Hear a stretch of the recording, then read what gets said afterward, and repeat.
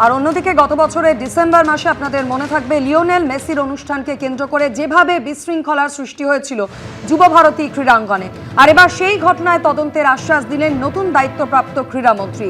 দপ্তরের দায়িত্ব পেয়েই নিশীথ প্রামাণিক আশ্বাস দিয়েছেন ফের একবার ফাইল খোলা হবে। সামনে আসতে পারে তাহলে কি নতুন দুর্নীতির তথ্য? মেসির অনুষ্ঠানকে ঘিরে ব্যাপক বিশৃঙ্খলার সাক্ষী ছিল যুবভারতী ক্রীড়াঙ্গন। সেদিন ঠিক কি ঘটনা ঘটেছিল ছবিও আপনাদের সামনে রেখেছি।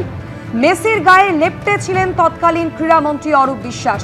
নেতা, মন্ত্রী, ভিভিআইপিরা কার্যত ছেকে ধরেছিলেন লিওনেল মেসি, সুয়ারেজ, ডিপলদের। মন্ত্রী শান্তিদের ভিড়ে মেসিকে দেখতে পাননি সেখানে আসা দর্শকরা। জলে যায় টিকিট কিনতে খরচ হওয়া হাজার হাজার টাকা। আর এই ঘটনায় তখনই আর্থিক দুর্নীতির অভিযোগ তুলেছিল বিজেপি। ক্ষমতায় এসে সেই মেসি কাণ্ডের ফাইল খোলার হুঁশিয়ারি দিলেন বিজেপি সরকারের ক্রীড়ামন্ত্রী নিশীথ প্রামাণিক। মেসি কাণ্ডের এটা আমাদের প্রত্যেকের জন্য দুঃখজনক। আমি ফাইল চেয়েছি, ফাইল দেখব, প্রয়োজন হলে মাননীয় মুখ্যমন্ত্রীর সঙ্গে কথা বলে আমরা নিশ্চিতভাবে আপনাদেরকে জানাবো। যে সংস্থার যারা টিকিট বিক্রি করেছিল, আমরা বিষয়টিকে একদম তদন্ত আমাদের নিশ্চিতভাবে হবে।